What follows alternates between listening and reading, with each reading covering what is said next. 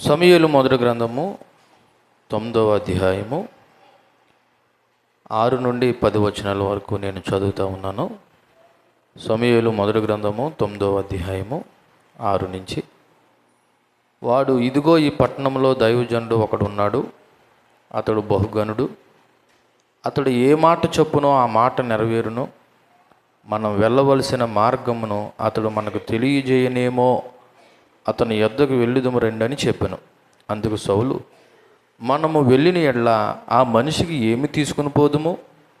మన సామగ్రిలో నుండి భోజన పదార్థాలు సరిపోయినవి, ఆ దైవజనికి బహుమానములు తీసుకుని పోవుటకు మనకి ఏమీ లేదని తన పనివాడితో చెప్పి, మన యొద్ద ఏమి ఉన్నదని అడగగా, వాడు సౌలుతో, చిత్తగించుము, నా యొద్ద 1/4 తులము వెండి కలదు, మనకు మార్గం తెలియజెప్పినందుకే దానిని ఆ దైవజనునికి ఇత్తునను. ఇప్పుడు ప్రవక్త అను పేరు నొందిన వాడు పూర్వము దీర్ఘదర్శి అనిపించుకును. పూర్వము ఇశ్రాయేలీలో దేవుని యొద్ద విచారణ చేయుటకే ఒకడు బయలుదేరిన ఎడ్ల మనము దీర్ఘదర్శకుని యొద్దకు పోవచ్చున్నాము రెండని జనులు చెప్పుకొనుట వాడుక. సౌలు, నీ మాట మంచిది, వెళ్ళుదుము రమ్మనగా వారు దైవజనుడు ఊరికి పోయిరి. ప్రార్థన చేద్దాం. కృపా సత్య సంపూర్ణుడైన మా ప్రభువా, ఆనాడు ఈనాడు భవిష్యత్తులోనైనా మాతో మాట్లాడే దేవుడు అని నేను నమ్ముతున్నాను. ఎందుకంటే మీ మాటల జీవం కలిగినవి, ఇదిగోనయ్యా ఎప్పటికీ నశించిపోనవిని. అటువంటి అమూల్యమైన గొప్ప మాటలు మేము ధ్యానం చేయడానికి మీ పాద సన్నిధికి వచ్చి ఉండగా నాతో మా అందరితో మీరు మాట్లాడమని, అయ్యా మమ్మల్ని దర్శించమని, బలపరచమని యేసుక్రీస్తు నామములో ప్రార్థన అడిగి వేడుకుంటున్నాం తండ్రి, ఆమె. ప్రియ సంగమా, గత వారం 1 నుంచి 5 వచనాల్లో ఉన్న సారాంశాన్ని ఒకసారి క్లుప్తంగా మీకు తెలియపరుస్తున్నాను. మొదటి 5 వచనాల్లో సౌలు మరియు సౌలు కుటుంబం యొక్క పరిచయము కనబడుతూ ఉంది. అలాగే సౌలు యొక్క తండ్రి కీషు యొక్క గార్ధమములో మరి తప్పిపోయినప్పుడు మరి సౌలుతో పాటు ఒక పనివాడు మరి సంచారం చేసినా సరే గాడిదలు దొరకలేదు. సో సౌలు, సరే మనం తిరిగి వెళ్దాము, గార్ధముల మాట అలాగుంచితే నా తండ్రి మరి నా కొరకు విచారణ పడతాడని చెప్పగా, మరి ఆ మాటను బట్టి ఆ సమయంలో సౌలుతో పాటు వచ్చిన పనివాడు ఇచ్చిన సలహా మరియు సౌలు సమూయేలు యొద్దకు వెళ్ళడానికి ఈ 5 వచనాల్లో ఎలా ఉపయోగపడ్డదన్నదే మనం ధ్యానం చేసే విషయం. చూడండి, 9వ అధ్యాయము 6వ వచనంలో, వాడు అనగా పనివాడు, ఇదిగో ఈ పట్టణంలో దైవజనుడు ఒకడు ఉన్నాడు, అతడు బహుగనుడు, అతడు ఏ మాట చెప్పునో ఆ మాట నెరవేరును, మనము వెళ్ళవలసిన మార్గమును అతడు మనకు తెలియజేయనేమో, అతని యొద్దకు వెళ్ళుదు రండని చెప్పాను. ఈ వచనం సౌలు గాడిదలు వెతికే ప్రయత్నంలో ఒక నిర్ణయాత్మకమైన మలుపు అని చెప్పాలి. ఎందుకంటే అప్పటికే సౌలుకి ఒక నిరాశ వచ్చేసింది. పైగా వాళ్ళు తెచ్చుకున్న ఆహారం కూడా అయిపోయింది. గార్ధముల మాట అలా ఉంచితే నా విషయమే నా తండ్రి బెంగ పెట్టుకుంటాడు కాబట్టి మనం తిరిగి వెళ్ళిపోతాం అని ఆల్రెడీ ఒక కన్క్లూజన్ కూడా వచ్చేసాడు సౌలు. కానీ ఆ సమయంలో సౌలుతో పాటు వచ్చిన పనివాడి ఇచ్చిన సలహా ఓ రకంగా చెప్పాలంటే సౌలు జీవితానికి ఒక నిర్ణయాత్మకమైన మలుపు అని చెప్పాలి. ఎందుకంటే మరి బహుశా సౌలుకు తెలియని విషయాలు ఈ కూడా వచ్చిన పనివాడికి తెలిసింది. సౌలుకు తెలియని విషయాలు ఏంటి అక్కడ మాట్లాడుతున్నా చూడండి, 6వ వచనంలో, ఈ పట్టణంలో దైవజనుడు ఒకడు ఉన్నాడు అంటే బహుశా ఎవరికి తెలియలేదు? సౌలుకు తెలియలేదు. సరే, ఆ దైవజనుడు గురించి చెప్తా ఉన్నాడు, అతడు బహుగనుడు, అతడు ఏ మాట చెప్పునో ఆ మాట నెరవేరుతుంది.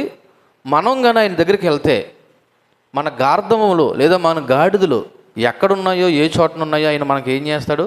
తెలియపరుస్తాడు. ఒక మాటలో చెప్పాలంటే మనం వెళ్ళిన పని అవుతుందని చెప్పాడు. ఎవరు? ఈ పనివాడు. అంటే ఈ పని వాడికి తెలిసిన విషయాలు కూడా ఎవరికి తెలియలేదు? సౌలుకు తెలియలేదు. నిజానికి ఆ సమయానికి కానీ ఆ పనివాడు కానీ ఆ ఆలోచన ఇవ్వకపోతే సౌలు ఇంటికి వెళ్ళిపోయేవాడని చెప్పాలి.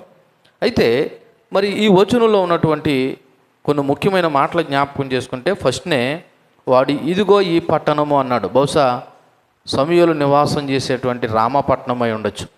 ఎందుకంటే సమూయేలు మరి ఎక్కడ ఉండేవాడంటే తన యొక్క స్వగ్రామము రామ అనబడుతున్న పట్టణం. కాబట్టి వీళ్ళు ఆ పట్టణానికి దరిదాపులకు వచ్చారు కాబట్టి ఈ పట్టణానికి వెళ్దాం. ఎందుకు వెళ్దామంటే ఆ పట్టణంలో దైవజనుడు ఒకడు ఉన్నాడు, అనగా దేవుని మనిషి ఒకడు ఉన్నాడు. దేవుని మనిషి ఒకడు ఉన్నాడు. అది ఎవరో కాదు, సమూయేలు గురించే ఆయన చెప్పినటువంటి మాట. బహుశా ఆ పనివాడికి అక్కడ ఉన్న వ్యక్తి సమూయేలు అనే పేరు తెలియపోవచ్చేమో, కానీ దేవుని యొక్క మనిషి దైవజనుడు ఒకడు ఉన్నాడనే విషయం మాత్రం ఎవరికి తెలిసింది? ఆ పనివాడికి తెలిసింది. ఎందుకంటే మరి అక్కడ ఆ పనివాడు ఒక విషయాన్ని కన్ఫర్మ్ చేస్తున్నాడు, డిక్లేర్ చేస్తున్నాడు. ఏంటో తెలుసా? అక్కడ తప్పకుండా దేవుని మనిషి ఒకడు ఉన్నాడు. రెండోది ఏమంటున్నాడంటే మరి ఆ దైవజనుడు బహుగనుడు అంటున్నాడు. అంటే ఇశ్రాయేలు యొక్క చరిత్రలో సమూయేలు యొక్క స్థానాన్ని వివరిస్తుంది. ఆ దైవజనుడు ఆషామాషి దైవజనుడు కాదు, చాలా గొప్ప దైవజనుడు, గౌరవించదగ్గటువంటి దైవజనుడు అని చెప్తా ఉన్నాడు. అంతేకాదు మరి అతడు చెప్పేది నెరవేరుతుంది. అది అన్నిటికంటే ముఖ్యమైన విషయం. అతడు చెప్పాడంటే నెరవేరుతుంది. నెరవేరడం అంటే అంత ఖచ్చితంగా చెప్తాడు. కాబట్టి ఇది ఓ రకంగా చెప్పాలంటే సమూయేలు నిజమైన ప్రవక్త అని చెప్పడానికి ఒక ఉదాహరణగా ఉంది. ఇక నాలుగోది ఏంటంటే మనం అక్కడికి వెళ్ళడం వల్ల మన మార్గాన్ని తెలియజేస్తాడని ఇక్కడ ఒక 4 మాటలు ఉన్నాయి. అందులో మొట్టమొదటిది దైవజనుడు ఆ రోజుల్లో అనగా ప్రవక్త ప్రజలకిని దేవునికిని మధ్యవర్తి. ఎవరు? ప్రవక్త దేవునికిని దేవుని ప్రజలకిని మధ్యవర్తిగా ఉండేవారు. ఆ రోజుల్లో ఆ వ్యక్తిని దీర్ఘదర్శి అనేవారు, ప్రవక్తను కూడా అనేవారు. సరే, దీర్ఘదర్శికి ప్రవక్తకు ఉన్న వ్యత్యాసం మనం తర్వాత చూద్దాము. సో ఈనాడు దేవునికిని దేవుని ప్రజలకిని మధ్యవర్తి పాస్టర్ గారు కాదు, యేసుక్రీస్తు. ఎవరండి? యేసుక్రీస్తు. ఎందుకంటే ఒకసారి మనం ఏప్రిల్ రాసిన పత్రిక 9వ అధ్యాయము 14-15 వచనాలు మనం చదువుదాం. ఏప్రిల్ రాసిన పత్రిక 9వ అధ్యాయము 14-15 వచనాల్లో, నిత్యుడగు ఆత్మ ద్వారా తన్ను తాను దేవునికి నిర్దోషిగా అర్పించుకున్న క్రీస్తు యొక్క రక్తం నిర్జీవ క్రియలను విడిచి జీవము గల దేవుని సేవించుటకు మీ మనస్సాక్షిని ఎంతో ఎక్కువగా శుద్ధి చేయును. ఈ హేతువు చేత మొదటి నిబంధన కాలంలో జరిగిన అపరాధాల నుండి విమోచన కలుగుటకే ఆయన మరణం పొందినందున పిలువబడిన వారు నిత్యమైన స్వాస్థ్యమును గూర్చిన వాగ్దానాలు పొంది నిమిత్తము ఆయన క్రొత్త నిబంధన అనబడుతున్న సంఘానికి ఏమై ఉన్నాడంట? మధ్యవర్తి అయి ఉన్నాడు. ఆ రోజుల్లో ఇశ్రాయేలు ప్రజలకి దేవునికి మధ్యవర్తి ప్రవక్తలైతే, ఈ రోజున నూతన నిబంధన సంఘానికి దేవునికి మధ్యవర్తి ఎవరు? యేసుక్రీస్తు. పాస్టర్ గారు కాదు సుమా. కాకపోతే పాస్టర్ గారు యేసుక్రీస్తు తరపున పనిచేసే ఒక పనోడు అంతే, ఓనర్ మాత్రం కాదు. ఓనర్ ఎవరంటే అది మన ప్రభువైన యేసుక్రీస్తు. కాబట్టి మీరు డైరెక్ట్గా ఎవరితో చెప్పుకోవచ్చు? ఏదైనా బాధ ఉంటే, ఏదైనా సమస్య ఉంటే పాస్టర్ గారికే చెప్పాలా, పాస్టర్ గారి ద్వారా యేసుక్రీస్తు దగ్గరికి వెళ్తుందని మీరేమి అపోహపడద్దు. మీకు విశ్వాసం ఉంటే, మీరు ప్రభునందు పూర్తి నమ్మకం ఉంచితే మీరే డైరెక్ట్గా ఎవరితో మాట్లాడచ్చు? దేవుడితో మాట్లాడచ్చు.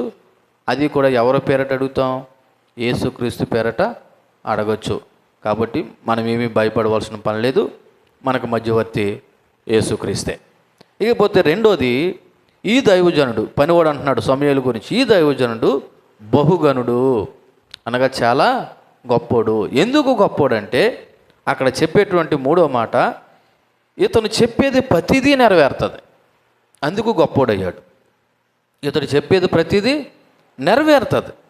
ఎందుకు నెరవేరుతుంది అంటే ఈయన దేవుని చేత పిలువబడిన లేదా పంపబడిన ప్రవక్త కాబట్టి.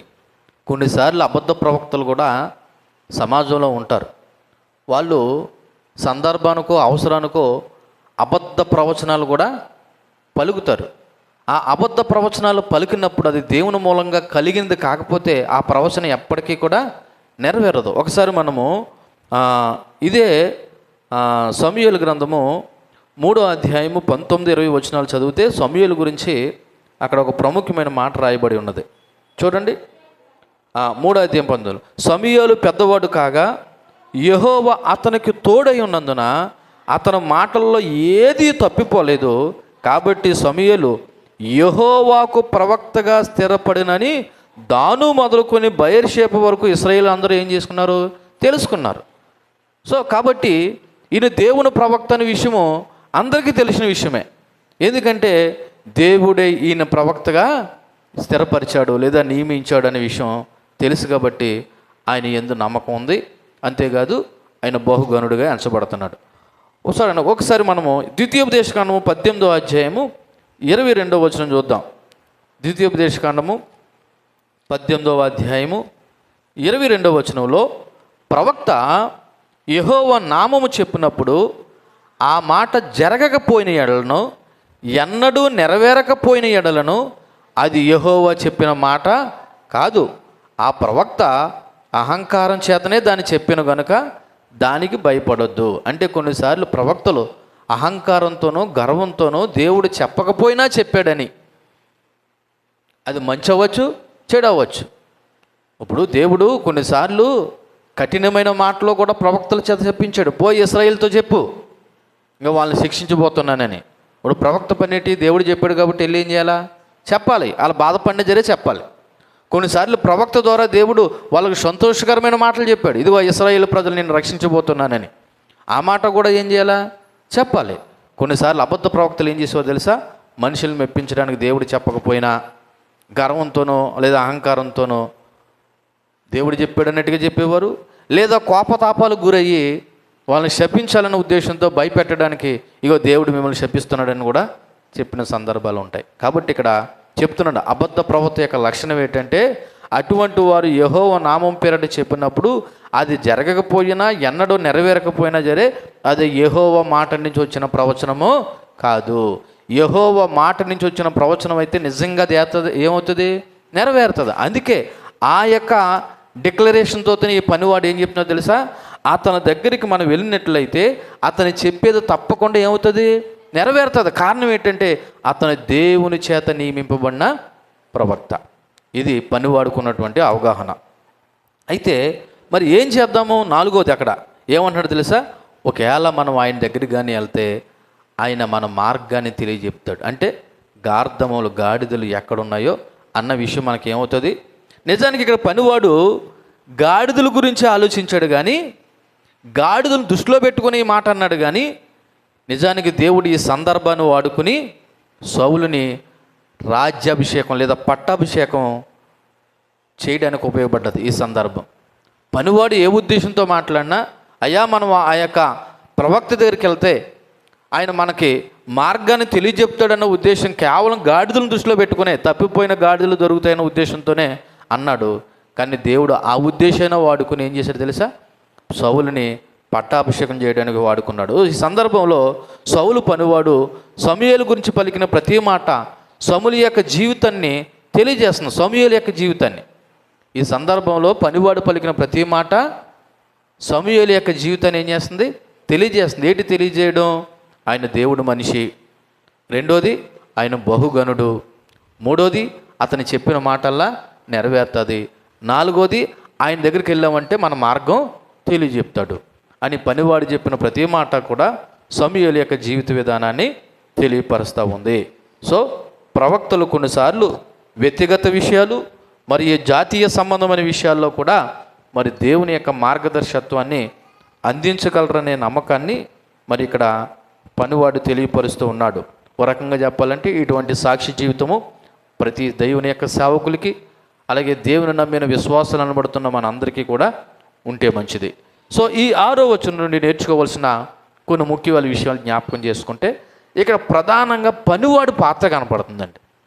ఎవరి పాత్ర? ఇప్పుడు సమూయేలు గురించి ఈ రకమైన భావన లేదా అవగాహన ఎవరు కలిగి ఉన్నారు? సౌలు కలిగి ఉన్నాడా, పనివాడు కలిగి ఉన్నాడా? చూడండి, ఇక్కడ పనివాడి యొక్క పాత్ర గురించి మాట్లాడుకుంటే మరి ఆసక్తికరంగా సౌలు కంటే పనివాడికి సమూయేలు గురించి ఎక్కువగా తెలిసినట్లు కనిపిస్తుంది. సో దీన్ని బట్టి చూస్తే సౌలు కొద్ది ఆధ్యాత్మికంగా వెనకబడి ఉన్నాడు. సౌలు కొద్దిగా ఆధ్యాత్మికంగా ఏమై ఉన్నాడు? వెనకబడి ఉన్నాడు. సౌలు భాగ్యవంతుడు అవ్వచ్చు ఆర్థికంగా, కానీ ఆధ్యాత్మికంగా బలహీనుడు. ఆధ్యాత్మికంగా ఓ రకంగా చెప్పాలంటే వెనకబడినవాడు. కొంతమంది లోకంలో మరి డబ్బును బట్టి, బలాన్ని బట్టి మేము చాలా గొప్పలు అని ఫీల్ అవుతారు. ఈ సందర్భంలో దేవుని వాక్యాన్ని బట్టి చెప్తున్న మాట ఏంటో తెలుసా? డబ్బులు ఉన్నవాడు కాదు గొప్పవాడు, దేవుని కలిగి ఉన్నవాడు గొప్పవాడు. 33వ కీర్తన 12వ వచనంలో ఉంటుంది, యెహోవాను దేవుడుగా గల జనులు ధన్యులు అని రాయబడి ఉన్నది. అంతే తప్ప డబ్బు ఉన్నవారు ధన్యులు, బలం ఉన్నవారు ధన్యులు, పేరు ప్రఖ్యాతులు ఉన్నవారు ధన్యులని రాయబడలేదు. ఓ రకంగా చెప్పాలంటే ఇక్కడ సౌలుకిని పనివాడికి కంపేర్ చేస్తే, పోలిక చేస్తే ఎవడు గొప్పలంటే పనివాడే గొప్పడుగా కనపడుతున్నాడు. కారణం ఏంటి తెలుసా? ఈయనకి కొద్దిగా ఆధ్యాత్మికమైన అవగాహన కలిగి ఉంది. కానీ సౌలు భాగ్యవంతుడైనా, ధనవంతుడైనా ఆయనకి దైవికంగా, ఆధ్యాత్మికంగా సరైన అవగాహన లేదు. ఈరోజు నేటికి కూడా సమాజంలో ఇటువంటి మనుషులు ఎక్కువగా ఉన్నారు. లోకపరంగా చాలామంది డబ్బు ఉన్న వాళ్ళు ఉండొచ్చేమో, కానీ వాళ్ళు దేవుని గురించిన సరైన అవగాహన కలిగి ఉండట్లేదు. అందుకే డబ్బును గురించి తిమోతి రాసిన పత్రికలో పౌలు అంటాడు, చాలా జాగ్రత్త అంటాడు. ఎందుకంటే సమస్తమైన కీడులకు మూలం ఏంటంట? ధనమే అని చెప్పాడు. ఆ ధనాన్ని ఆశించి కొంతమంది విశ్వాసం నుండి ఏమైపోతున్నారంట? తొలగిపోతున్నారనే విషయాన్ని కూడా హెచ్చరించడం జరిగింది. కాబట్టి ఇక్కడ పనివాడి యొక్క పరిపక్వత చూస్తే చాలా గొప్పగా ఉందని చెప్పాలి. ఎందుకంటే సమయం వచ్చినప్పుడు సౌలుకి ఒక మంచి సలహా ఇచ్చాడు. ఈ పనివాడు ఆధ్యాత్మిక నాలెడ్జ్ ఉంటే సరిపోదు, సమయం వచ్చినప్పుడు ఏం చేయాలా? అది ఇతరులకి ఉపయోగపడాలా. ఉదాహరణకి నేనే ఉన్నాను, దేవుని గురించిన సంగతులు, లోకపరమైన సంగతులు ఎన్నో తెలుసు. ఎవరికి ప్రయోజనం? నాకు తెలిస్తే ఆ తెలిసిన దాన్ని నేను ఇతరులకి ఏం చేయాలా? పంచాలా, చెప్పాలా, ఉపయోగపడే విధంగా మాట్లాడాలా. నేను నా దగ్గర దాచేసుకుంటానంటే నీకు ఎన్ని విషయాలు తెలిస్తే ఎందుకు? పక్కోళ్ళకి ప్రయోజనం లేనప్పుడు. చూడండి, ఈ పనివాడు సౌలుకి సరైన సమయంలో ఒక చక్కటి ఆలోచన చెప్పాడు. నేడు కూడా మనం కూడా ఏ స్థితిలో ఉన్నా, ఏ స్థానంలో ఉన్నా, మనము కూడా ఇతరులకు ఉపయోగపడే వ్యక్తులుగా ఉండాలి. Note this point. నువ్వు ఏ స్థితిలో ఉన్నా, ఏ స్థానంలో ఉన్నా, నీకు దేవుడు తెలియపరిచిన దాన్ని బట్టి ఇతరులకు ఏం చేయాలి? ఉపయోగకరంగా ఉండాలి. కొన్నిసార్లు డబ్బులు ఇచ్చే ఉపయోగపడక్కరద్దు, మంచి సలహా ఇచ్చి కూడా మనం ఏం చేయొచ్చు? ఇతరులకు ఉపయోగపడవచ్చు. మంచి ఆలోచన చెప్పి కూడా ఇతరులకు ఏం చేయొచ్చు? ఉపయోగపడవచ్చు. ఎందుకో తెలుసా? కొన్నిసార్లు ధనము కంటే కూడా మంచి ఆలోచన గొప్పది. కొన్నిసార్లు ధనం కంటే మంచి ఆలోచన గొప్పది. అదే కదా మనం గత వారం చూడండి, సామెతల గ్రంథంలో మనం ఈ విషయాన్ని జ్ఞాపకం చేసుకున్నాం. చూడండి, సామెతల గ్రంథము 20వ అధ్యాయము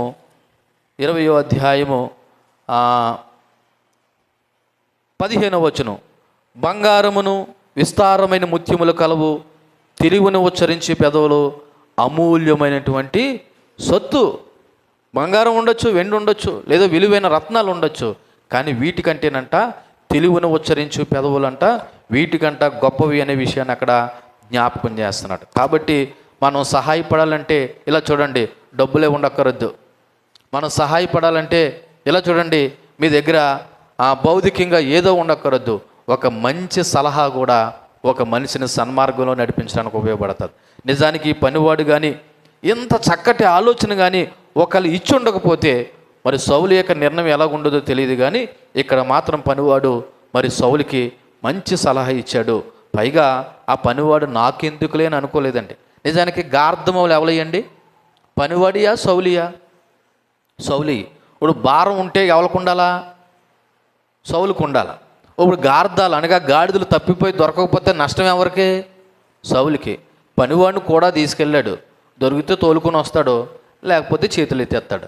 కానీ ఈ పనివాడు అలాంటి పనివాడు కాదండోయ్. నా యజమానికి నష్టం చేకూర్చకూడదు, నాకు తెలిసిన విషయాన్ని ఇదిగో సౌలుకి చెప్పడం ద్వారా మేలు జరిగితే మంచిదే కదా అని ఆలోచించిన ఒక మంచి పనివాడు అని చెప్పాలి. ఇటువంటి పనివాళ్ళు ఎక్కడున్నా సరే వాళ్ళకి మంచి జరుగుతుంది, పక్కోళ్ళు కూడా మంచి జరుగుతుంది. అందుకే ఈ రోజున నమ్మకమైన పని వాళ్ళ కొరకు దేవుడు చూస్తున్నాడు. ఆ పనులు అంటే మీరు ఇంటికాడ చేసే పని గురించి కాదు మాట్లాడేది. దేవుని సేవలో దేవునికి ఎవరు కావాలి తెలుసా? నమ్మకస్తులైన సేవకులు కావాలి, నమ్మకస్తులైన విశ్వాసులు కూడా కావాలి. ఎందుకో తెలుసా? కొన్నిసార్లు సేవకుడు వల్ల పాడైపోతుంది. మరి ముఖ్యంగా కొన్నిసార్లు విశ్వాసులు నమ్మకస్తులు కాకపోతే వాళ్ళు వల్ల కూడా సంఘము సేవ ఏమవుతుంది, పాడైపోతుంది. కానీ ఈ పనివాడండి మరి దైవజను గురించి మంచి అవగాహన కలిగి ఉన్నాడు. నేడు కూడా క్రైస్తవులు అనబడుతున్న మనం కూడా ఇటువంటి అనుభవాన్ని కలిగి ఉంటే నీవు కలిగిన అనుభవాన్ని ఇతరులకు చెప్పగలుగుతావు. అలాగే చెప్పేలాగా దేవుడే అవకాశం ఇస్తాడు. దేవునికి మహిమ కలుగునుగాక. అలా చెప్పేలాగా దేవుడు ఏం చేస్తాడు, అవకాశం ఇస్తాడు. అందుకు నువ్వు సిద్ధంగా ఉండాలి. అయితే ఒక మాట, అలా చెప్పేలాగా అవకాశం దేవుడు నీకు ఇవ్వాలంటే ముందు దేవుని గురించిన అవగాహన నువ్వు కలిగి ఉండాలి. రెండోది, కష్ట క్లిష్ట సమయంలో వీళ్ళు దైవిక సలహాన్ని, దేవుని యొక్క సహాయాన్ని కోరుకున్నారండి. అది ఒక రకంగా చెప్పాలంటే లాస్ట్ అండ్ ఫైనల్. ఇక మనం ఆ దైవజనుడి దగ్గరికి వెళ్దాం, ఆయన గ్యారంటీగా మంచి ఆలోచన చెప్తాడు. ఒకవేళ చెప్పినా చెప్పకపోయినా లాస్ట్ అండ్ ఫైనల్గా ఒక మంచి నిర్ణయం తీసుకుంటే బాగుంటుంది కదా. అంటే వీళ్ళు ఎవరి మీద ఆధారపడ్డారు, దేవుని మీద ఆధారపడ్డారు. నువ్వు కూడా గుర్తుపెట్టుకో, నేను కూడా గుర్తుపెట్టుకోవాల్సిన విషయం, కష్ట సమయంలోనూ క్లిష్ట సమయంలోనూ నువ్వు మనుషుల మీద కాదు ఆధారపడ్డావు. నువ్వు మనుషుల మీద ఆధారపడితే అప్పుడు కొలిదే ఒకవేళ మంచిగా మాట్లాడొచ్చేమో, ఈలోగా అవతలోడు అంతకంటే ఆఫర్ చేసాడనుకో, ఈ మంచోడు నీకు ఏమైపోతాడు, చెడ్డోడు అయిపోతాడు. కానీ నువ్వు దేవుని మీద ఆధారపడితే శత్రువులను కూడా దేవుడు మంచోలుగా చేస్తాడు. కాబట్టి ఇక్కడ రెండో విషయం ఏంటంటే క్లిష్ట సమయంలో దేవుని యొక్క సహాయాన్ని కోరుకున్నారు. మూడోది ఏంటో తెలుసా, దేవుని యొక్క మార్గదర్శకంపై విశ్వాసం ఉంచారు. ఆ దైవజనుడి దగ్గరికి వెళ్తే మనకేం చేస్తారు, మన మార్గాన్ని తెలియజెప్తాడు. అంటే దేవుని యొక్క మార్గదర్శకత్వంపై ఈ పనివాడికి ఏముందంటే విశ్వాసము ఉంది. సో అది ఎవరు చెప్పినా, పనివాడు చెప్పినా, పెద్దోడు చెప్పినా, దేవుని సలహా అనేసరికి, దేవుని యొక్క మార్గదర్శకత్వం అనేసరికి అందరూ కూడా తప్పకుండా ఏముంచాలంటే విశ్వాసము ఉంచాలి. ఇది 6వ వచనంలో మనం నేర్చుకున్న పాఠం. 7వ వచనం చూడండి. అందుకు సౌలు, ఎందుకు 6వ వచనంలో ఈ పనివాడు ఎంత సుదీర్ఘమైన వివరణ ఇచ్చిన తర్వాత సౌలు ఏమంటాడు తెలుసా, అందుకు సౌలు, మనము వెళ్ళుని ఎడల ఆ మనిషికి, అనగా ఆ దైవజనుడికి ఏమి తీసుకుని పోదుము, మన సామగ్రిలో ఉండు భోజన పదార్థాలు సరిపోయినవి, ఆ దైవజనునికి బహుమానాలు తీసుకుని పోవటకు మన ఏమీ లేదని ఆ పనివానితో చెప్పి మన యొద్ద ఏమి ఉన్నదని అడగగా. చూడండి, ఈ 7వ వచనం ప్రాచీన కాలంలో ఒక సాంప్రదాయం, ఒక ఆచారం. ఏంటి ప్రాచీన కాలంలో అంటే, ఒక దైవజనుడి దగ్గరికి వెళ్ళామంటే మనం ఒట్టి చేతులతోటి వెళ్ళకూడదు, కంపల్సరీ ఏదో ఒక బహుమానం పట్టుకొని వెళ్ళాలి. అది ఆనాడు ప్రాచీన సంబంధమైన సాంప్రదాయమే కాదు, ఈనాడు కూడా చూడండి.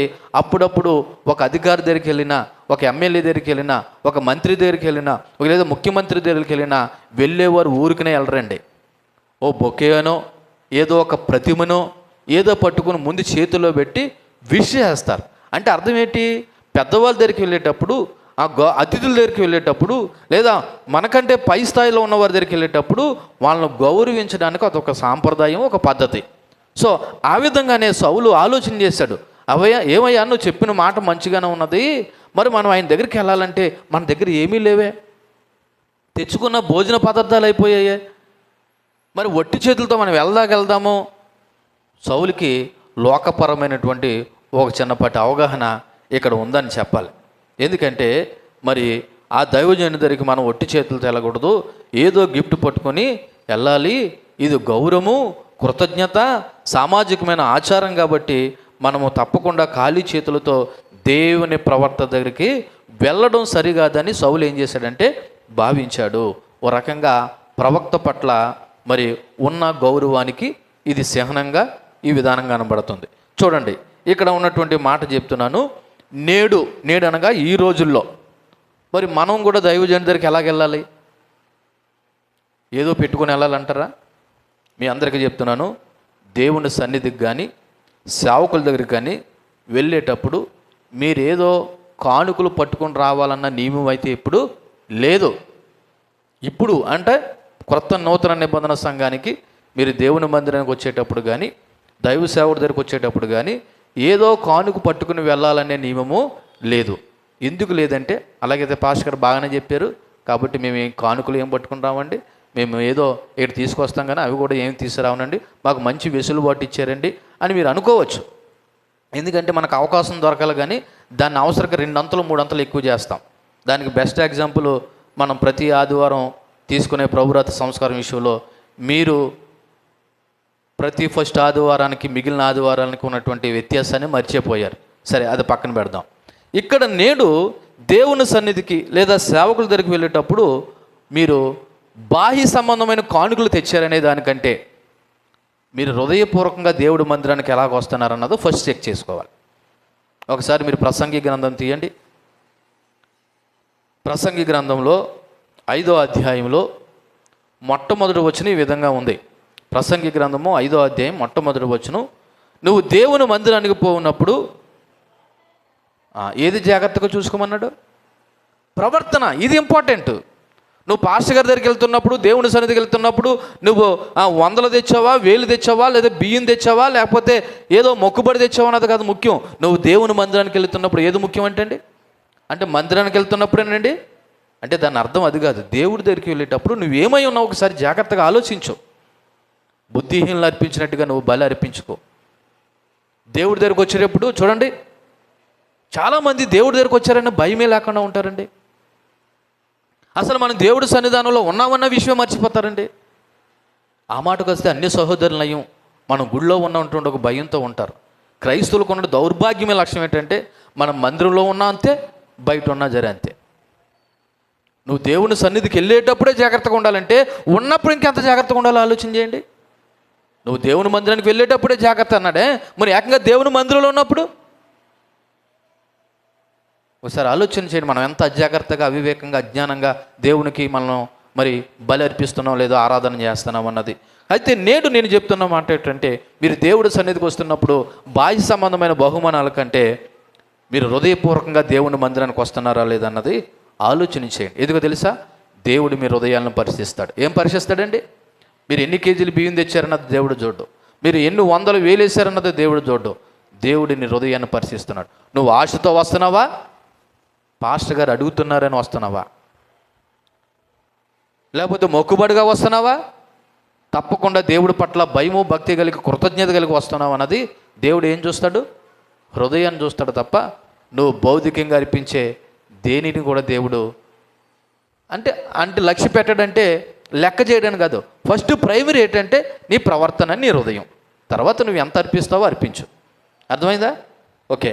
ఇక రెండోది, ఇక్కడ సౌలు ఏమంటున్నాడంటే మన సంచుల్లో రొట్లు కూడా అయిపోయాయని చెప్తున్నాడు. ఈ 7వ వచనంలో ఏమంటున్నాడు చూడండి. 7వ వచనంలో, అందుకు సౌలు మనం వెళ్ళిన యెడల ఆ మనిషికి ఏమి తీసుకొని పోదాము, మన సామగ్రిలో ఉండు భోజన పదార్థాలు కూడా ఏమయ్యి సరిపోయినవి, అయిపోయినవి. అంటే మన దగ్గర కూడా ఏమీ లేవు. ఒక రకంగా ఆ కాలపు జీవన శైలి, వాళ్ళకి రొట్టె ప్రధాన ఆహారం, జొన్న రొట్టె. కాబట్టి వీళ్ళు ఇన్ని రోజులకు వెతుకుదామన్న ఆలోచనలో ఎన్ని తెచ్చుకున్నా అన్ని రొట్టెలు కూడా అయిపోయాయి. కాబట్టి ఇప్పుడు మన దగ్గర ఏమీ లేవని సౌలు ఏం చేస్తున్నాడంటే బాధపడుతున్నాడు. బాధపడుతున్న ఈ వచనంలో మనలందరినీ ఆలకించండి, మనలందరినీ ఆలోచింపజేసే ఆత్మ పరిశీలనకు సంబంధించిన ఒక ప్రశ్న ఉందండి. మీరు ఎవరైనా చెప్తే బాగుంటుంది. మనందరినీ ఆలోచింపజేసే ఆత్మ పరిశీలనకు సంబంధించిన ప్రశ్న ఒకటి ఉంది. ఏంటో తెలుసా ఆ ప్రశ్న? 7వ వచనంలో చివరిని అంటున్నాడు, అయినా సరే మన యొద్ద ఏమి ఉన్నదని అడగగా. ఏమంటాడండి? మనం దైవజనుడి దగ్గరికి ఎలా వెళ్ళకూడదు? వట్టి చేతులతో వెళ్ళకూడదు. వాళ్ళ రొట్టెలు ఏమైనా ఉన్నాయి అంటే అవి కూడా అయిపోయాయి. సరే, అయిపోయాయి కాబట్టి ఇంకెందుకులే అని సరిపెట్టుకోలేదు. అయినా సరే మన యొద్ద ఏమైనా ఉందా అంటే ఇక్కడ ప్రవక్తకి ఇవ్వడానికి ఎంత చిన్నదైనా ఏదో ఒకటి ఇద్దాం. ఇక్కడ సౌలు ఇంటెన్షన్ ఎలాగుందో తెలుసా? మన దగ్గర లేవని మానేయొద్దు. అవసరమైతే అది ఎంత చిన్నదైనా సరే ఇవ్వాలనే మనసు ఉంది. మనం అయితే ఏం చేస్తాం తెలుసా? దేవుడు తెలియదెట్టి మన దగ్గర లేవని.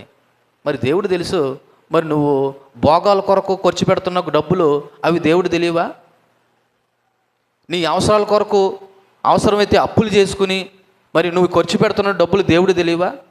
కానీ దేవుడికి ఇవ్వడం విషయంలో మాత్రం ఏమంటారు తెలుసా? నా దగ్గర లేవన్న సంగతే ఎవరు తెలీదు? నీ దగ్గర లేవన్న సంగతి దేవుడికి తెలుసు. ఒకవేళ నీ భోగానికి సంబంధించిన, భోగం అంటే నీ సౌఖ్యానికి సంబంధించి నువ్వు ఎలా డబ్బులు తెచ్చుకుని ఏ విధంగా ఖర్చు పడుతున్నావు అన్న విషయం కూడా దేవుడికి తెలుసు. మనం మోసం చేసుకుంటున్నాం అంతే దేవుడికి ఇవ్వడం విషయంలో. లేదా దేవుని ఇక్కడ చూడండి ఎంత గొప్ప మాట ఏంటంటే, అయినా సరే మన దగ్గర ఏమైనా ఉందా అంటే ప్రవక్త దగ్గరికి వెళ్దాము, ఎంతో కొంత చిన్నదైనా పర్లేదు మొత్తానికి ఇవ్వాలని ఇంటెన్షన్ ఎవరికి ఉంది? సౌలుకు. పోలే మన దగ్గర పెద్దది ఎలాగా లేదు, కనీసం కొద్దో గొప్ప చిన్నదైనా ఇద్దాం అంతేనా? పూర్తిగా అవకాశం లేకుండా ఇంకెలాగా లేదు కాబట్టి ఒట్టి చేతులతో వెళ్ళిపోదాం అన్న భావన కనపడుతుందా ఇక్కడ? ఏం కనపడుతుంది? ఎంతో కొంత చిన్నదనే సరే మనం ఇద్దాం అన్న ఉద్దేశమే కనపడుతుంది తప్ప తప్పించుకుందామనే ఆలోచన ఇక్కడ లేదు. మరి నేడు కొత్త నిబంధన సంఘం అనబడుతున్న మనకి కూడా ఈ విషయం వర్తించదా? ఒకసారి మీరు చూడండి, మార్కు సువార్త 12వ అధ్యాయము. మార్కు సువార్త 12వ అధ్యాయము 41వ వచనాన్ని చదువుతాం. మన అందరికీ తెలిసిన మాట అయినా, ఆయన కానుక పెట్టి ఎదురు కూర్చుండి జనసమూహం ఆ కానుక పెట్టిలో డబ్బులు వేయట చూచుచుండెను. ధనవంతులైన వారు అనేకులు అందులో విశేషంగా సొమ్ము వేయుచుండిరి. ఒక బీద విధవరాలు వచ్చి 2 కాసులు వేయగా ఆయన తన శిష్యులను పిలిచి, కానుక పెట్టిలో డబ్బులు వేసిన అందరికంటే ఈ బీద విధవరాలు ఎక్కువ వేసినని మీతో నిశ్చయంగా చెప్పుచున్నాను.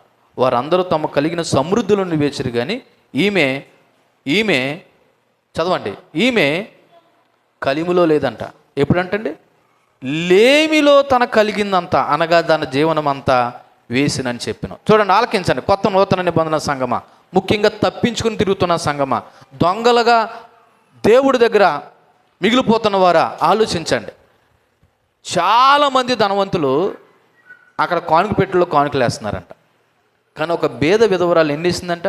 2 కానుకలు లేదా 2 కాసులు వేసిందంట. అక్కడ దేవుడు చెప్తున్న సాక్షాత్ యేసుప్రభువే కానుకలు పెట్టు ముందు నుంచి చెప్పిన మాట్లాడి తెలుసా? వీళ్ళందరిలో ఈ బీద విధవరాలు ఎక్కువ వేసిందంట. ఎంత వేసిందంట? 2 కాసులు. మీరు వీళ్ళందరిలో ఎందుకు ఎక్కువ వేసిందంటే వాళ్ళందరూ కలిమిలో వేశారు. ఈమె ఎక్కడేసింది? మనం ఏమంటాం తెలుసా? లేవు పాస్టర్ గారు. ఏమండి? లేవు అనే వాళ్ళకి బీద విధవరాలు చెంప మీద కొట్టినట్టు చెప్తుంది. ఏమని చెప్తుంది? ఉండేయలేదంట. లేములోనే ఉన్న జీవనం అంతా. అంటే ఒక మాటలో చెప్పాలంటే ఆ 2 కాసులు వేస్తే ఇంకా ఆమె దగ్గర ఏమీ, అది దేవునికి ఇచ్చేటువంటి ప్రయారిటీ. ఇక్కడ సౌలు గురించి, సౌలు పనివాడి గురించికే కాదు, నూతన నిబంధన సంఘానికి కూడా ఇవ్వడం విషయంలో ఉన్న గురించి మాట్లాడుతున్నాను. అయితే ఇక్కడ నేను మీ యొక్క బంగారాలు, మీ కానుకలు, మీ వేల రూపాయలు ఇచ్చేయమని నేను చెప్పట్లేదు.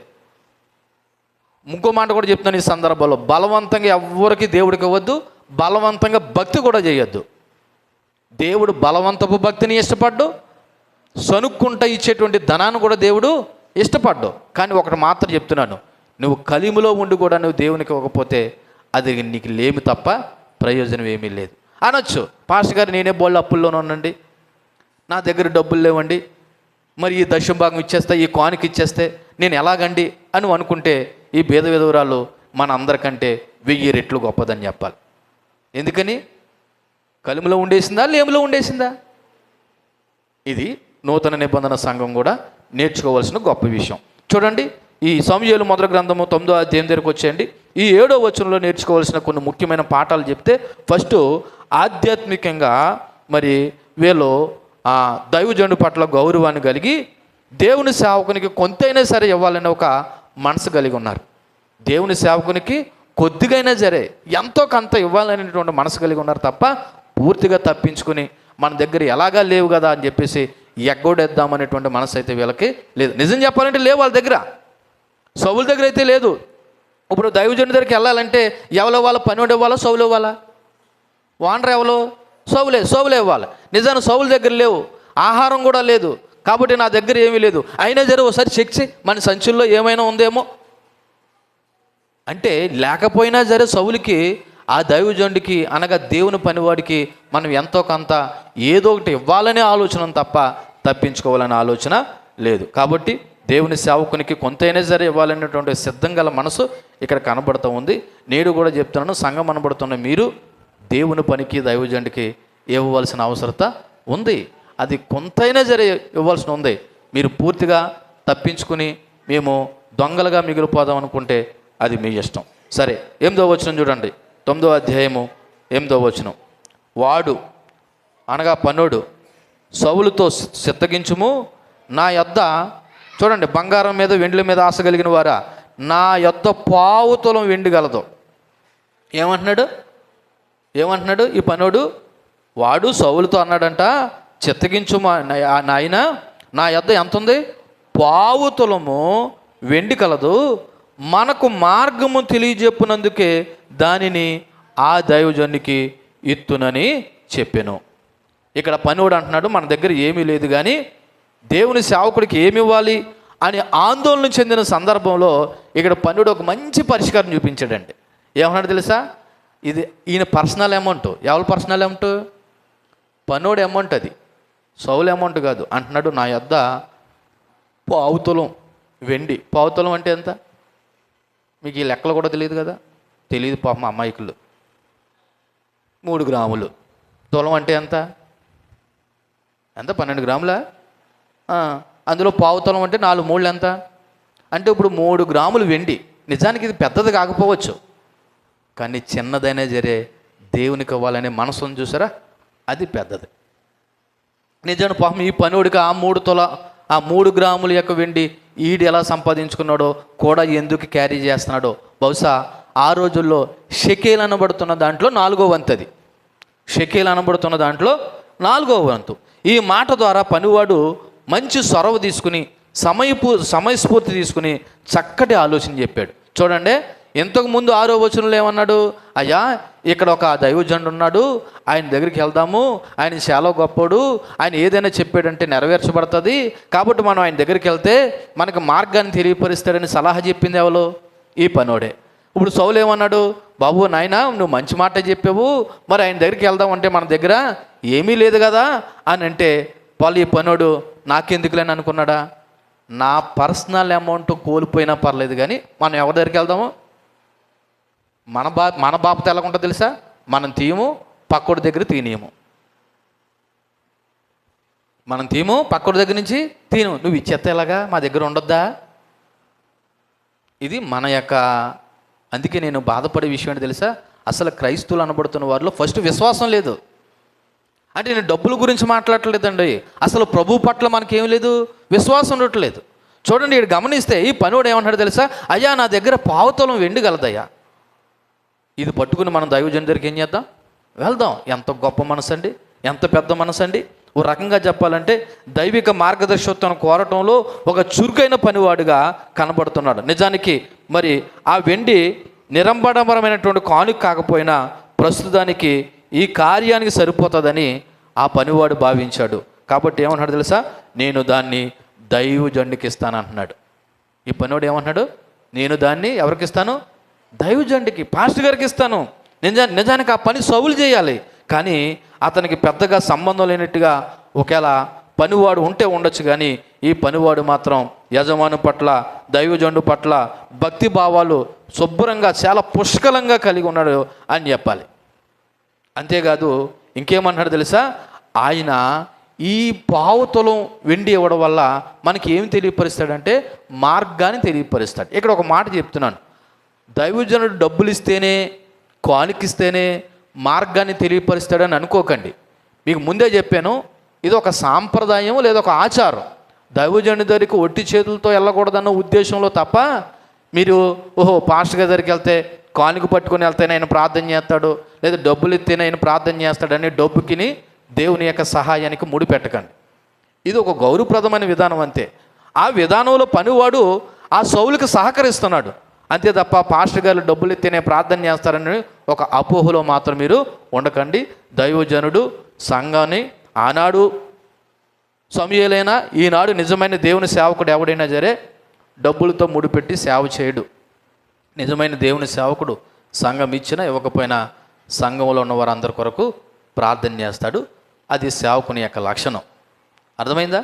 కాబట్టి ధనానికి దేవుని యొక్క సేవకుని ముడిపెట్టొద్దు, అలా తప్పుగా కూడా ఎవరు భావించొద్దనే విషయాన్ని జ్ఞాపకం చేస్తున్నాను. సో ఒక నిర్దిష్టమైన మార్గసత్వం అనగా మరి ఇక్కడ వెతకవలసిన పని లేకుండా ఎగ్జాక్ట్లీ ఎక్కడుందో తెలియపరుస్తాడు అన్న కోరికతో ఈ పనివాడు చాలా బలంగా ఉన్నాడు. అంటున్నాడు అక్కడ 8వ వచనంలో, వాడు సౌలుతో చిత్తగించుము, నా యొద్ద పావుతులం వెండి మన మార్గం తెలియచెప్పినందుకే దాన్ని నా దైవజనునికి ఇత్తునని చెప్పాడు. సో ఈ వచనంలో నుండి 4 ముఖ్యమైన విషయాలు జ్ఞాపకం చేస్తున్నాను. మొదటిది, దేవుని ఏర్పాటు చిన్న చిన్న పనుల ద్వారా కూడా పనిచేస్తుంది. దేవుని ఏర్పాటు చిన్న చిన్న పనులు. ఇప్పుడు ఇంతకీ ఇతను ఇస్తానన్నది ఎంత? కేజీ వెండా లేదా 10 కేజీలు వెండా? పావు తులం, అంటే తులంలో 4వ భాగం, 3 గ్రాములు వెండి ఇస్తానన్నాడు. ఇది చిన్నదా పెద్దదా? చిన్నది. కానీ చిన్న పని అయినా జరే దేవుని ప్రణాళిక నెరవేర్చడానికి ఉపయోగపడ్డది. నేను అదే చెప్తాను, మీరు ఇచ్చేది చిన్నదే అవ్వచ్చు, విశ్వాసంతో ఇవ్వండి, దేవుడు దాన్ని పెద్దదానిగా చేస్తాడు. దానికి బెస్ట్ ఎగ్జాంపుల్ చెప్పనా? చెప్తాను చూడండి. రెండోది, ఈ సందర్భంలో పనివాడు కీలకమైన పాత్ర పోషించాడు. పలానా చోటకి వెళ్తే మన పని అవుతుందని చెప్పిన వాడు ఈ పనివాడే. ఇప్పుడు ఆ పనివాడు ఆ దైవజనుడి దగ్గరికి వెళ్తే మనం ఎంతో కొంత ఇవ్వాలన్నప్పుడు నా దగ్గర పావు తులం వెండి ఉందని మరి సౌలుకి సహకరించి ఓ రకంగా సౌలుని సమూయేలు యొద్దకు తీసుకెళ్ళడానికి ఎవరు ఉపయోగపడ్డారంటే ఈ పనివాడే ఉపయోగపడ్డాడు. మీకు ఆ విషయం తెలుసా? మనకు తెలిసిన విషయమే. మరి నయమాన్ అనబడుతున్న వాడికి ఏముంది? కుష్ఠవ్యాధి ఉంది. ఆ కుష్ఠవ్యాధి పోవడానికి ఎవరు కారణమయ్యారు? కేవలం చిన్నది, తన ఇంట్లో పనిచేసే చిన్నది, ఒక బానిస పిల్ల. ఇదిగో ఆ యొక్క నయమాన్ని ప్రవక్త దగ్గరికి తీసుకెళ్ళడానికి ఉపయోగపడ్డది. కాబట్టి మన సమాజంలో చిన్నవారిని, లేకపోతే చిన్న చిన్న కానుకల్ని, లేదా చిన్న చిన్న పనుల్ని మనం ఎన్నిక లేకుండా చేసుకుంటామేమో, కానీ దేవుని దృష్టిలో చిన్నవాడైనా చిన్నదైనా జరే మన విశ్వాసంతో చేసే పనిని దేవుడు గొప్పదానిగా మారుస్తాడు. దేవునికి మహిమ కలుగును గాక. సమాజంలో పెద్దవాళ్ళకి గౌరవం ఉంది, డబ్బున్న వాళ్ళకి గౌరవం ఉంది, లేకపోతే బలం ఉన్న వాళ్ళకి గౌరవం ఉంది, లేకపోతే పేరు ప్రఖ్యాతులు ఉన్న వారికి గౌరవం ఉంది. కానీ దేవుడి దగ్గర చిన్నవాళ్ళకి కూడా గౌరవం ఉంది. అది విశ్వాసం కలిగిన వారైతే. దేవుడి దగ్గర ఎవరికండి? చిన్నవారికి కూడా గౌరవం ఉంది. దేవుడు సాధారణమైన వ్యక్తులను ఉపయోగించుకొని కూడా దేవుడు తన ప్రణాళికలు నెరవేరుస్తాడు. ఇప్పుడు సౌలుని సమూయేలు యొద్ద తీసుకెళ్ళడానికి ఎవరిని వాడుకుంటున్నాడు? దేవుడు ఒక పనివాడిని వాడుకుంటున్నాడు. నోట్ దిస్ పాయింట్, మీరు మర్చిపోకండి. దేవుడు పని చేయడానికి గొప్పలే కాదు, దేవుడు పని చేయడానికి దేవుడు అలుపులను కూడా వాడుకుంటాడు, నిష్ప్రయోజకులను వాడుకుంటాడు. బిలాముకు బుద్ధి చెప్పడానికి ఎవరిని వాడుకున్నాడు? దేవుడు నోరు లేని గాడిదను వాడుకున్నాడు. కాబట్టి దేవుడికి చిన్నదా పెద్దదని కాదు, చేసే గుణం ఉందా లేదన్నది ముఖ్యం. ఈ పనివాడికి ఏ గుణం ఉందో తెలుసా? దేవుడి దగ్గరికి, దైవజనుడికి వెళ్ళాలనే గుణము ఉంది. మూడవది, ఈ పనివాళ్ళ లాంటి వ్యక్తిత్వం లేదా మంచి గుణం లేదా సహాయ గుణం ఉంటే ఎవరైనా దేవుని బిడ్డలుగా దేవుడు వాళ్ళని వాడుకుంటాడు. ఈ పని వాడుకున్నటువంటి గుణము, వ్యక్తిత్వము, సహాయ గుణం ఉంటే దేవుడు ఎవరినైనా వాడుకుంటాడు. నాలుగోది, చిన్న వెండి ముక్క ద్వారా సమస్య పరిష్కరింపబడ్డదండి. ఎంత వెండి? చిన్న వెండి ముక్క, 3 గ్రాములు వెండి ముక్క సౌలు యొక్క సమస్యను ఏం చేశాడు? పరిష్కరింపబడ్డది. ఇప్పుడు నేను చెప్తున్న మాట ఏంటి తెలుసా? నువ్వు చిన్నవాడు అవ్వచ్చు, నువ్వు తృణీకరింపబడినవాడు అవ్వచ్చు, నీ సమస్యను దేవుని చేతిలో పెడితే దేవుడే పరిష్కరిస్తాడు. దానికి బెస్ట్ ఎగ్జాంపుల్, 5,000 మందికి భోజనం పెట్టాలనుకున్నప్పుడు ఒక చిన్నవాడి దగ్గర ఏమున్నాయంట? కేవలం 5 రొట్లు, 2 చేపలు ఉన్నాయంట. అవి తీసుకెళ్ళి ఎవరి చేతిలో పెట్టాడు? దేవుడి చేతిలో పెడితే ఆ 5,000 మంది తినగా ఇంకా మిగిలిపోయా, లేమిలో ఉన్నాయా? మిగిలిపోయి.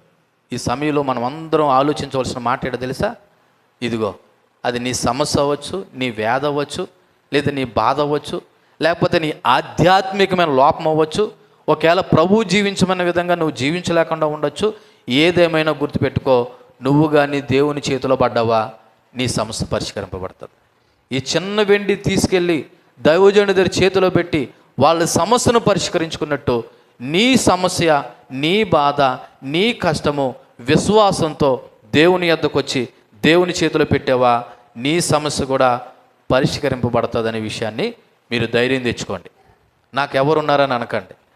ప్రతి సమస్యని పరిష్కరించే దేవుడు మనకి ఉన్నాడనే విషయాన్ని మీరు మర్చిపోకండి. దీనికి కావాల్సిన ఫస్ట్ విశ్వాసం కావాలి. ఏం కావాలా? విశ్వాసం కావాలి. విశ్వాసం లేకుండా నువ్వు దేవుని యొద్దకి రాలేవు, అలాగే దేవుని నుండి కూడా కార్యాలు పొందుకోలేవు. ఇది 8వ వచనంలో నేర్చుకున్న మాట.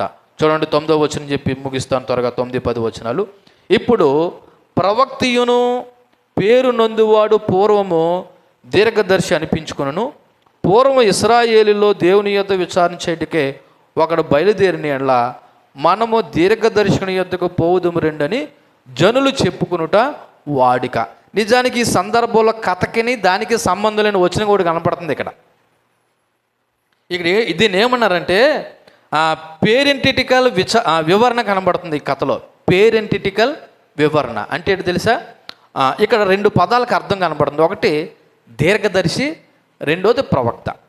ఇబ్రూ భాషలో దీర్ఘదర్శిని ఏమన్నారంటే రోయ్ అన్నారు. అంటే ఆ మాటకు అర్థం ఏంటో తెలుసా? చూసేవాడు, దూరాన్ని ఉండి రహస్యాలను చూడగలిగేవాడు. అనగా ఒక మాటలో చెప్పాలంటే దేవుని ద్వారా భవిష్యత్తును చూడగలిగిన వ్యక్తిని ఏమన్నారంటే దీర్ఘదర్శి అన్నారు. ప్రవక్త అనే మాటకు అర్థం ఏంటి? ఇంగ్లీష్లో ప్రాఫిట్ అన్నారు, ఇబ్రిలో నాబీ అన్నారు. ఏమన్నారు? నాబీ. తెలుగులో నాబీ అంటే బొడ్డు అని కూడా అర్థం. కానీ ఇబ్రూ భాషలో ప్రవక్తని ఏమన్నారంటే నాబీ అన్నారు. అంటే దేవుని తరపున మాట్లాడేవాడు లేదా దేవుని సందేశాన్ని తీసుకొని వచ్చేవాడు. పాస్టర్ గారు ఇప్పుడు దాకా సౌలు పనివాడు గురించి చెప్పి మధ్యలో ఈ తతాంకం ఏంటండి, ఈ పంచాయతీ ఏంటండి, దీర్ఘదర్శి అంటున్నారు, ప్రవక్త అంటున్నారు, అసలు ఏంటండి సంబంధం అంటే చూడండి, పరిశుద్ధాత్మ దేవుడు ఎంత గొప్పవాడో తెలుసా? ఈ సందర్భంలో ఈ ప్రస్తావన ఎందుకు తీసుకొచ్చాడో తెలుసా? సమూయేలు ముందు కాలంలో, సమూయేలు కంటే ముందు కాలంలో, అనగా సమూయేలు ప్రవక్తగా రాకముందు ముందు కాలంలో అప్పుడు ప్రజలు అనేవారంట, మేము దీర్ఘదర్శి దగ్గరికి వెళ్ళామని చెప్పుకునేవారంట. ఇప్పుడు సమూయేలు తర్వాతే ప్రవక్త అనే మాట ఎక్కువ వాడుకలోకి వచ్చింది. ఇర్మియా ప్రవక్త, యెషయా ప్రవక్త, బైబిల్లో ఉన్నారు కదా, యోవేలు ప్రవక్త, ఓబద్య ప్రవక్త, ఆమోసు ప్రవక్త. అంతకుముందు ఈ మాట ఎలా ఉండేది? దీర్ఘదర్శి అనేవారు, ప్రవక్త అనేవారు కాదు. ఇప్పుడు ఏమంటున్నారంటే ప్రవక్త. అంటే దీర్ఘదర్శి ఎవలో ప్రవక్త ఎవలో అన్న కన్ఫ్యూజన్ రాకూడదని ఇక్కడ దేవుడు మరి చదువుతున్న మనకి ఒక అవగాహన కొరకు ఈ మాట రాయిపిస్తున్నాడు. నిజానికి ఇది చిన్న వివరణ అవ్వచ్చేమో కానీ ఇక్కడ గొప్ప అర్థం దాగి ఉన్నది. ఏంటో తెలుసా? మనల్ని కన్ఫ్యూజ్ చేయకుండా దేవుడు మనల్ని సరైన మార్గంలో నడిపించడానికి ఎంత శ్రద్ధ తీసుకుంటున్నాడో చూడండి. ఎందుకో తెలుసా? నెక్స్ట్ 11వ వచనంలో ఈ మాట కనపడుతుంది చూడండి. ఏమన్నాడు?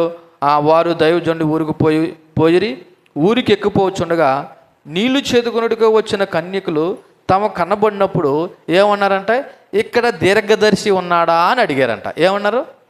దీర్ఘదర్శి. దీర్ఘదర్శి అంటే ఏంటి? దీర్ఘంగా ఆలోచించేవాడా అన్న కన్ఫ్యూజన్ రాకుండా, బాబు దీర్ఘదర్శి ప్రవక్త ఇద్దరు ఒకటే. సమూయేలుకు ముందు దీర్ఘదర్శి అనేవారు, సమూయేలు తర్వాత దీర్ఘదర్శి మరియు ప్రవక్త అని అనేవారని చెప్పడానికి ఇక్కడ ఒక చక్కటి మరి వివరణ పరిశుద్ధాత్మ దేవుడు ఇస్తున్నాడు. చూడండి, ఈ చిన్నదాన్ని కూడా దేవుడు ఎందుకు పట్టించుకున్నాడో చూడండి. ఎందుకు పట్టించుకో తెలుసా? ఈ లేఖనాలన్నీ దైవావేశం వల్ల రాయబడ్డాయి. ఒకసారి మీరు పేతురు రాసిన 2వ పత్రిక చదివితే, 2వ పత్రిక తీయండి. పేతురు గారు రాసిన 2వ పత్రిక 1వ అధ్యాయము 21వ వచనం తీస్తే, ఏలయనగా ప్రవచనము ఎల్లప్పుడూ మనుషుని యొక్క ఇచ్చను బట్టి కలగలేదు కానీ మనుషులే పరిశుద్ధాత్మ వలన ప్రేరేపింపబడిన వారే దేవుని మూలంగా పలికారు. అంటే ఈ పరిశుద్ధ గ్రంథం అనబడుతున్న ఈ 66 పుస్తకాలు రాసిన వాళ్ళు ఇంచుమించు 40 మంది ప్రవక్తలైనా, 40 మంది ఆయా కాలాల్లో రాసిన, ఇందులో గొప్పవారున్నా లేకపోతే కాపర్లున్నా, పామర్లున్నా, జాలర్లున్నా, ఎవలంటే రాయండి కానీ ఈ గ్రంథాన్ని ఎవరు రాశారంట? పరిశుద్ధాత్మ ప్రేరణ వల్ల రాశారు తప్ప ఇందులో ఎవ్వరు వ్యక్తిగత సొంత మాటలు లేవు. ఒకవేళ వ్యక్తిగత సొంత అనుభవాలు ఉంటే అది కూడా దేవుడు పరిశుద్ధాత్మ మూలంగా అవసరం అనుకుంటేనే అది రాయిపించాడు. ఇది అబద్ధ కల్పన కాదు, ఇది ఒక పురాణము కాదు, లేకపోతే ఇది ఏదో ఒక కట్టుకథ అంతకంటే కాదు. చరిత్రలో జరిగింది, జరగబోయేది, ఉన్నది ఉన్నట్టుగా చెప్పబడిన దేవుని యొక్క మాటలు. కాబట్టి దేవుడు ఎంత గొప్పగా ఈ క్లారిటీ చదువుతున్న మనకి ఇవ్వాలని ఇక్కడ ఒక పేరెంటికల్ వివరణ అనగా దీర్ఘదర్శికి ప్రవక్తకి ఉన్నటువంటి తేడాని ఇక్కడ జ్ఞాపకం చేస్తూ ఉన్నాడు. చూడండి, దేవుడు తన ప్రజలతో నిరంతరం మాట్లాడతాడనడానికి ఒక ఉదాహరణ. అప్పుడెప్పుడో బైబిల్ రాయబడ్డది, ఇప్పుడు చదువుతున్న మనకి కూడా ఆ వివరణ ఇవ్వాలని చెప్పేసి దేవుడు ఇక్కడ కన్ఫ్యూజన్ లేకుండా ఒక చక్కటి స్పష్టత ఈ 9వ వచనంలో కనబడుతుంది. చివరిగా 10వ వచనం చూడండి. 10వ వచనంలో సౌలు అన్నాడంట, నీ మాట మంచిది. ఎవరి మాట? నీ మాట మంచిది అంటే ఎవరి మాట? పనోడు మాట మంచిది, వెళ్ళుదము రమ్మనగా. సో ఈ 10వ వచనంలో మరి పనివాడి యొక్క చొరవ, దేవుని యొక్క సంకల్పం కలిపి సౌలు సమూయేలు వెళ్ళడానికి ప్రయాణం కొనసాగుతుంది. పనివాడి యొక్క చొరవ, దేవుని సంకల్పం కలిపి మొత్తానికి సౌలు ఇప్పుడు ఎవరి దగ్గరికి వెళ్ళడానికి? సమూయేలు దగ్గరికి. ఎందుకంటే దేవుడు ముందే చెప్పాడు సమూయేలుతో, బాబు సమూయేలు, రేపు ఈ సమయానికి నీ దగ్గరికి కీషు కుమారుడు అనబడుతున్న సౌలు అనేవాడు ఒకడు వస్తాడని చెప్పేశాడు, ముందే చెప్పేశాడు. అది నెరవేరాలంటే ఇప్పుడు సౌలు కంపల్సరీ ఏం చేయాలా? అక్కడికి వెళ్ళాలా. అక్కడికి వెళ్ళాలంటే వెళ్ళే ప్రయత్నం ఒకటి జరగాల. ఆ ప్రయత్నం ఈ పనివాడు చేశాడు. అంటే ఇప్పుడు దేవుడు ఆ పనివాడిని వాడుకున్నాడు. ఈ రోజున దేవుడు నిన్ను నన్ను కూడా వాడుకోవడానికే ఈ జీవితం ఇచ్చాడు. మనం ఏం చేస్తున్నాం తెలుసా? తిన్నామా, ఉన్నామా, అక్కడెక్కడ కూర్చొని కాలక్షేపం చేసేసామా, అంతే తప్ప మన ద్వారా దేవుని దగ్గరికి వెళ్ళడానికి, లేదా అన్యులు అనబడుతున్న వారిని, దేవుని ఎరగని అనబడుతున్న వారిని దేవుడి దగ్గర తీసుకెళ్ళడానికి మనం ప్రయత్నాలు ఏం చేద్దామని ఆలోచన లేదు. చూడండి, దేవుడు ఇక్కడ పనులను వాడుకున్నాడా లేదా? అంటే దేవుడు తన ప్రజలను తన యొద్దకు రప్పించడానికి ఎవరినో వాడుకోవడానికి సిద్ధంగా ఉన్నాడు. మరి దేవుని పిల్లలు అనబడుతున్న మనమే వాడబడడానికి సిద్ధంగా లేకపోతే ఎలాగా? దేవుని సంకల్పం నెరవేర్చడానికి పనివాడిని వాడుకున్నాడు. ఏమంటాడంట సౌలు? నీ మాట మంచిది, వెళ్ళుదము రమ్మనగా. ఏటి మంచిది అంటే డబ్బులు ఇస్తానన్నాడన్నా మంచిదా? పనివాడు మాట సౌలు నమ్మాడు. నిజంగా ఆ దైవజనుడి దగ్గరికి వెళ్తే మనకి పని అవుతుంది, ఆ నిర్ణయం మనకు తెలియపరచబడుతుందని నమ్మి ఏమన్నాడు తెలుసా? వెళ్ళుదుము రమ్మనగా. సౌలు యొక్క ఈ స్పందన దైవజనుడు నుండి మార్గదర్శకత్వం కోరడానికి అతని అంగీకారాన్ని మరి ఈ సముఖతని సూచిస్తుంది. సౌలు ఈ మాట అనడం ద్వారా ఏమన్నా తెలుసా? పద మనం ఎవరి దగ్గరికి వెళ్దాము? దైవజనుడి దగ్గరికి వెళ్దాం. చూడండి, ఇక్కడ ఒక మీకు విషయాన్ని చెప్తున్నాను చూడండి. దైవజను వద్దకు వెళ్ళాలన్న సౌలు నిర్ణయం ఏదైతే ఉందో ఆయన విశ్వాసపు అడుగులో మొదటి అడుగు వేశాడు. మళ్ళీ చెప్తున్నాను, దైవజను దగ్గరికి వెళదామనే మాట ఏదైతే ఉందో సౌలు విశ్వాస జీవితంలో ఏం అడిగేశాడు? మొదటి అడుగు వేశాడు. ఇది కేవలం మానవ జ్ఞానంపై కాకుండా ఆధ్యాత్మిక అంతర్దృష్టిపై ఆధారపడి చెప్పబడుతున్నటువంటి ఒక మాట. కాబట్టి ఇక్కడ ఒక ప్రాముఖ్యమైన విషయాన్ని జ్ఞాపకం చేస్తున్నాను చూడండి. ఇక్కడ దైవజనుడు రామ అనే పట్టణంలో ఉన్నాడు కాబట్టి మనము వెళదాము, రండి నీ మాట మంచిది అని అన్న మాటను బట్టి మరి ఇక్కడ ఒక ప్రాముఖ్యమైన అంశాన్ని మీకు జ్ఞాపకం చేయాలనుకుంటున్నాను. ఏంటో తెలుసా? సౌలు ఎక్కడి దగ్గరికి వెళ్ళాడండి? ఎవరి దగ్గరికి వెళ్ళాడంటండి? దైవజనుడి దగ్గరికి వెళ్ళాడండి. ఈ రోజున దైవజనుడు వెతకడం అనే ఒక చర్య నేడు కొత్త నూతన నిబంధన సంఘం అనబడుతున్న మనకి కూడా చాలా అవసరం. ఎందుకో తెలుసా? నేడు కొత్త నూతన నిబంధన సంఘానికి దైవజనుడిగా, ప్రవక్తగా, రాజుగా, అంతిమ ప్రవక్తగా ఎవరున్నారు తెలుసా? యేసుక్రీస్తు మాత్రమే ఉన్నారు. ఆ రోజున సౌలు ఎవరి దగ్గరికి వెళ్ళారు? సమూయేలు దగ్గరికి వెళ్ళాడు. ఈ రోజున ప్రతి మనిషి ఎవరి దగ్గర రావాలి తెలుసా? అది క్రీస్తు నమ్మిన వాడైనా నమ్మలేని వాడైనా ఎవరి దగ్గర రావాలి తెలుసా? యేసుక్రీస్తు దగ్గరికి రావాలి. ఎందుకో తెలుసా? తప్పిపోయిన గార్ధముల కొరకు వెతకడానికి మరి సౌలు పనివాడు ప్రవక్త దగ్గరికి వెళ్ళినట్లు ఈ రోజున దైవ ప్రత్యక్షత నీకు నాకు కలగాలంటే ఆ రోజున సౌలు యొక్క గార్ధాలు తప్పిపోయాయి, ఈ రోజున మనుషులే తప్పిపోయారు. చూడండి తేడా చూడండి. ఆ రోజు కేవలం సౌలు యొక్క గాడిదలే తప్పిపోయాయి. విచిత్రం ఏంటో తెలుసు? ఈ రోజున మనుషులే తప్పిపోయారు.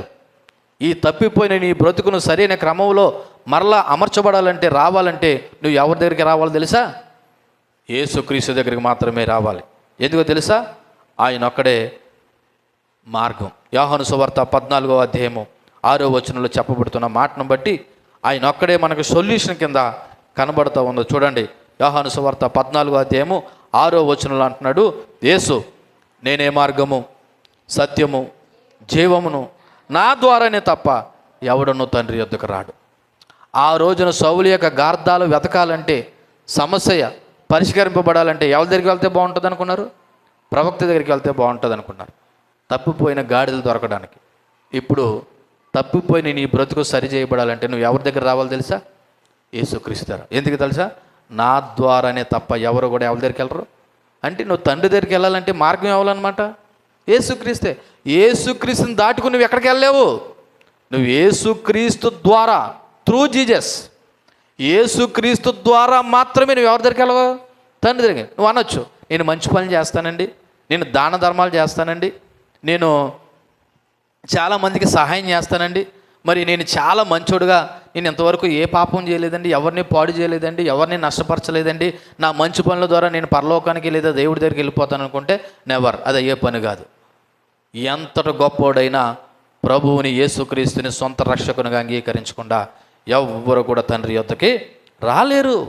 ఇదిగో తెలుసా, ఏప్రిల్ రాసిన పత్రిక 7వ అధ్యాయము 25వ వచనంలో చెప్పబడినట్లు, ఏప్రిల్ రాసిన పత్రిక 7వ అధ్యాయము 25వ వచనంలో లేదా 25వ వచనంలో, ఈయన తన ద్వారా దేవుని యొద్దకు వచ్చే వారి పక్షాన విజ్ఞాపన చేయడానికి నిరంతరము జీవించుచున్నాడు గనుక వారిని సంపూర్ణంగా రక్షించుటకు మన దేవుడు ఏమైనాడు తెలుసా, శక్తిమంతుడై ఉన్నాడు. అంతేకాదు 26వ వచనంలో, పవిత్రుడును నిర్దోషి నిష్కల్మషుడును పాపుల్లో చేరక ప్రత్యేకంగా ఉన్నవాడును ఆకాశ మండలం కంటే మిక్కిలి ఎచ్చైన వాడు ఇట్టి ప్రధాన యాజకుడు మనకి సరిపోయినవాడు. ఈయన తప్ప ఇంక నీ సరిపోయేవాడు ఎవడో లేడు. నువ్వు ఎక్కడికి వెళ్ళినా నో యూజ్. ఒక్క యేసుక్రీస్తు ఒకటే నీకు మార్గం. ఇది నేను నమ్మేనని చెప్పట్లేదు, ఈ రోజున సత్యము చెప్తున్న మాట. ఒకవేళ దేవుని ఎరగని వారు ఎంతటి వారైనా ఎవరైనా సరే మీరు ఆలోచన చేయండి. ఎవ్వరు గుడ్డిగా యేసుప్రభు నమ్మొద్దు. నువ్వు చివరికి సత్యాన్వేషణలో ఉంటే నీకు యేసుప్రభు ఒక్కడే మార్గం అని చివరికి తెలుసుకోగలుగుతావు. ఎందుకంటే ఆయన ఒక్కడే మనకి సరిపోయినవాడు. కావాలితే చూడండి 4వ అధ్యాయం, అదే ఏప్రిల్ రాసిన పత్రిక 15-16 వచనాలు చెప్తున్నాయి. ఇదిగో 4వ అధ్యాయం 15-16 వచనాలు.